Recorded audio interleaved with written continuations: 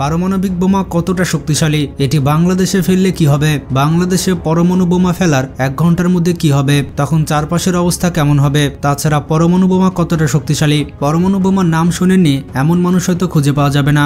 ঘরে বাইরে চায়ের দোকানে অনেককে দেখা যায় পারমাণবিক বোমার সংখ্যা দিয়ে আমেরিকা, রাশিয়া, উত্তর কোরিয়া এবং ইরানের শক্তিমত্তা মেপে থাকে। আধুনিক পৃথিবীতে সবথেকে বিধ্বংসী এবং অমানবিক হাতিয়ার হচ্ছে পরমাণু বোমা।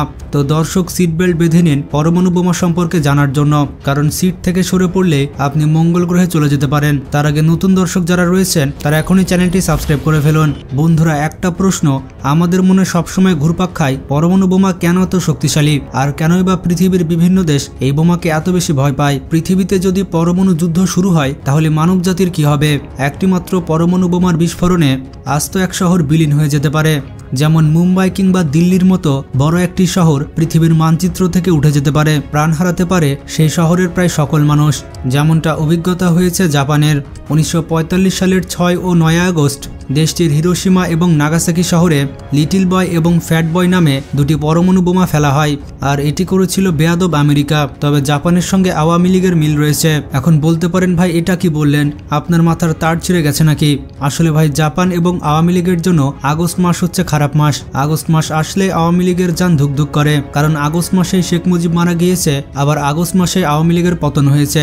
ঠিক তেমনি আগস্ট মাসে জাপানের অবস্থা খারাপ করে দিয়েছে আমেরিকা। আর এত বছর ধরে জাপান সে পরমাণু বোমার ফলাফল ভুগছে। প্রাণ নেওয়ার জন্য শুধুমাত্র একটি নয়, কয়েকটি থাবা দিয়ে থাকে এই পরমাণু বোমা। কোথাও যখন পারমাণবিক বিস্ফোরণ ঘটে, বিস্ফোরণ এলাকা জুড়ে তৈরি হয় প্রচণ্ড তাপ। এর মাত্রা এত বেশি থাকে যে আশেপাশের বাতাসে আগুন ধরে যায় এবং দেখতে উজ্জ্বল আগুনের গোলার মতো মনে হয়। মাত্র 10 সেকেন্ডে এই অগ্নিকুণ্ড তার পূর্ণ আকারে প্রকাশ পায়। বিস্ফোরণে প্রচণ্ড ধাক্কা সহ তৈরি হয় প্রচণ্ড কম্পনের। এটি ছড়িয়ে পড়ে ঘন্টায় কয়েকশো কিলোমিটার বেগে। পাশাপাশি তৈরি হয় তীব্র তেজস্ক্রিয়তা এবং আগুনের ঝলক। বিস্ফোরণের আশেপাশে যে সকল মানুষ থাকে তাদের যে পরিণাম হয় তা শিউরে ওঠার মতো। মানুষের পরিণাম জানার আগে আমাদের কিছু তথ্য জানতে হবে। পরমাণু বিস্ফোরণ 2 ধরনের হয়ে থাকে। একটি হচ্ছে ইয়ারবার্স এবং আরেকটি হচ্ছে গ্রাউন্ড বার্স। গ্রাউন্ড বার্সের ক্ষেত্রে ভূমিতে বিস্ফোরণ ঘটানো হয়। বিস্ফোরণের ফলে মাটিতে বিশাল গর্তের সৃষ্টি হয়, তার আশেপাশের এলাকার সবকিছু একেবারে বিলীন হয়ে যায়। বড় এলাকা জুড়ে ছড়িয়ে পড়ে বোমার তেজস্ক্রিয়তার পদার্থ। তবে বিস্ফোরণের প্রভাব পড়ে তুলনামূলক কম এলাকা জুড়ে। এই গ্রাউন্ড বার্সের উদ্দেশ্য হচ্ছে মাটির নিচে থাকা শত্রুপক্ষের বাংকার এবং ক্ষেপণাস্ত্র ঘাঁটি খুব সুচারুভাবে ধ্বংস করা। ইয়ারবার্সের ক্ষেত্রে মাটির অনেক উপরে থাকা অবস্থায় এই বোমা ফেটে যায়, আর তাতে ধ্বংসযজ্ঞের মাত্রা হয় কয়েক গুণ। বিশাল এলাকা জুড়ে ছড়িয়ে পড়ে বিস্ফোরণের ধাক্কা। এর পাশাপাশি বিশাল তাপের সৃষ্টি হয়, আর মাটির সাথে ধাক্কা খেয়ে এর বিস্ফোরণের শক্তি আরও বেশি বেড়ে যায়। এতে ধসে পড়ে দালান কোঠা। তবে ভূমির সংস্পর্শে না আসায় মাটির কাছাকাছি তেজস্ক্রিয় পদার্থের বিস্তার হয়, আর এটি তুলনামূলক কম। জাপানের শহরগুলোতে ঠিক এভাবে পারমাণবিক বিস্ফোরণ ঘটানো হয়েছিল। পারমাণবিক বিস্ফোরণ যেখানে হয় সেখানকার বেশিরভাগ মানুষের তাৎক্ষণিক মৃত্যু ঘটে।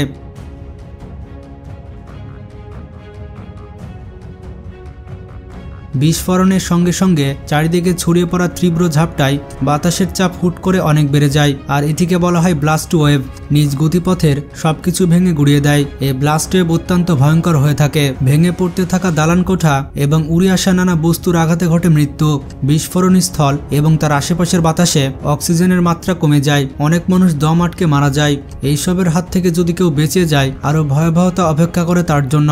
বিস্ফোরণের কারণে আশেপাশের এলাকায় ক্ষতির কারণ হয়ে দাঁড়ায় রেডিয়েশন বা সরাসরি তেজস্ক্রিয়তা, বিশেষ করে থার্মাল ফ্লাশ বা তাপীয় দহনের ফলে তাপমাত্রা এত ভয়াবহ পর্যায়ে পৌঁছায় যে বিস্ফোরণ এলাকা এবং তার আশেপাশের গাছপালা, দালান কোঠার অংশবিশেষ সহ সবকিছু বাষ্পীভূত হয়ে যায়, মানে বাতাসের সাথে একেবারে মিশে যায়। তখন সূর্যের থেকেও বেশি তাপমাত্রা সৃষ্টি হয়। আশেপাশের তাপমাত্রা হয়ে যায় 1,50,00,000 ডিগ্রি সেলসিয়াসের ওপরে। এইরকম তাপমাত্রায় মানুষের হাড় মাংসের কোনো চিহ্নই থাকবে না। জাপানের বিস্ফোরণের পর এমন চিত্র দেখা গিয়েছে।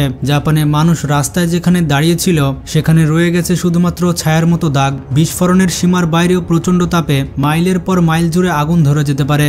তা থেকে সৃষ্টি হতে পারে আগুনের ঝড়। এমনকি 20 মাইল দূরে থাকা মানুষের শরীর পুরোপুরি পুড়ে যেতে পারে। বিশেষ করে ফুসফুস এবং কান ক্ষতিগ্রস্ত হয়। শরীরের ভেতর রক্তক্ষরণ ঘটে। নাক, মুখ এবং চোখ দিয়ে শরীরের বাইরে হয় রক্তপাত। আকাশে পারমাণবিক বিস্ফোরণের সঙ্গে সঙ্গে সৃষ্টি হয় তীব্র শক্তির ইলেকট্রোম্যাগনেটিক পালস বা তড়িৎ চুম্বকীয় তরঙ্গ।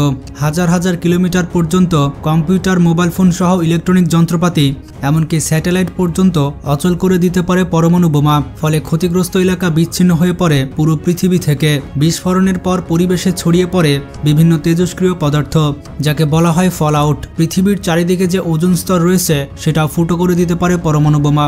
এর ফলে বায়ুমণ্ডলে অবাধে ঢুকে পড়বে সূর্যের ক্ষতিকর কণা এবং ঢুকে পড়বে অতিবেগুনি রশ্মি, যা মানুষের শরীরে ক্যান্সার পর্যন্ত সৃষ্টি করতে পারে। মাটির উপরে থাকা প্রাণী তো ক্ষতিগ্রস্ত হবেই, রক্ষা পাবে না সমুদ্রের মধ্যে যারা আছে। বিস্ফোরণের এই সবকটি প্রাথমিক ধাক্কা যদি এড়ানোও যায়, যেমন মাটির নিচে কিংবা কোনো বাংকারে আশ্রয় নিয়ে, তবুও নিরাপদ নয় কেউ। মাটির নিচে মানুষের মৃত্যু হতে পারে অক্সিজেনের অভাবে কিংবা বিষাক্ত গ্যাস শ্বাসের সঙ্গে টেনে নিয়ে।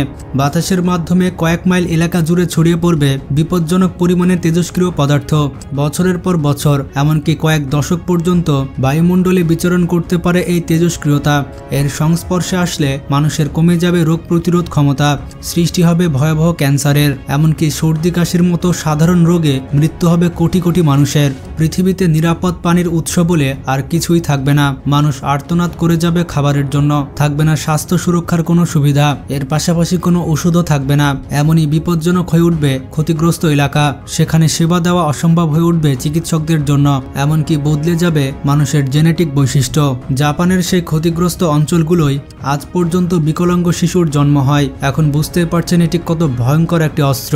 পারমাণবিক বিস্ফোরণের সীমা নিয়ন্ত্রণ করা সহজ নয়, তাই অস্ত্রের এই ঝনঝনানিতে সবচেয়ে বেশি ভুগতে হবে বেসামরিক মানুষদেরকে। পুরো পৃথিবীতে বর্তমানে যে পরিমাণে পারমাণবিক বোমা রয়েছে তার 1%-এরও যদি বিস্ফোরণ ঘটানো হয়, কোটি কোটি মানুষ হতাহত তো হবেই, বদলে যাবে পুরো পৃথিবীর জলবায়ু। মাত্র কয়েক হাজার বোমার বিস্ফোরণের আগুনে যে বিপুল পরিমাণের ধোঁয়া তৈরি হবে তা বায়ুমণ্ডলের সাথে মিশে সূর্যের আলোকে পৃথিবী পর্যন্ত আসতে দিবে না। ফলে পরবর্তী সময়ে পৃথিবীর তাপমাত্রা অতি দ্রুত অনেকটুকু কমে গিয়ে বিপজ্জনক জায়গায় পৌঁছাবে। নষ্ট হয়ে যাবে বাস্তুতন্ত্রের সূক্ষ্ম ভারসাম্য, সৃষ্টি হবে ভয়াবহ নিউক্লিয়ার উইন্টারের, থেমে যাবে মৌসুমে বৃষ্টিপাত, বরফে পরিণত হবে পৃথিবীর বড় একটি অংশ, আর বাকি অঞ্চলগুলোতে ছোট হয়ে আসবে ফসলের মৌসুম। দেখা দিবে চরম দুর্ভিক্ষ, যার শিকার হবে 200 কোটির বেশি মানুষ, এমনকি ডাইনোসরের মতো বিলুপ্ত হয়ে যেতে পারে গোটা মানব জাতি। এই কারণে চিকিৎসকদের এক দল বলছে পৃথিবীর শেষ মহামারী হচ্ছে পরমাণু বোমা, যা মানব জাতিকে নিশ্চিহ্ন করে ছাড়বে। এত আশঙ্কার পাশাপাশি আরেকটি জরুরি বিষয় হচ্ছে পরমাণু বোমা বানাতে এবং তদারকি করতে যে বিপুল পরিমাণে অর্থ সম্পদ খরচ হয়, তা স্বাস্থ্যসেবা বা পরিবেশ বান্ধব শক্তির মতো জরুরি ক্ষেত্রে কাজে লাগানো যেত। এতে করে ছোট হয়ে আসতো ত্রাসের রাজত্ব, বদলে যেতে পারত কোটি কোটি মানুষের জীবন। এখন আপনারাই বলুন, পারমাণবিক বোমার উৎপাদন এবং ব্যবহারকে আপনি সমর্থন করেন? পরমাণু বোমা সম্পর্কে আপনার কোনো মতামত থাকলে সেটি কমেন্ট করে জানান। ভিডিওটি ভালো লাগলে বেশি বেশি শেয়ার করে বন্ধু বান্ধব এবং আত্মীয় স্বজনদের জানিয়ে দিন। ভালো থাকবেন, আল্লাহ হাফেজ।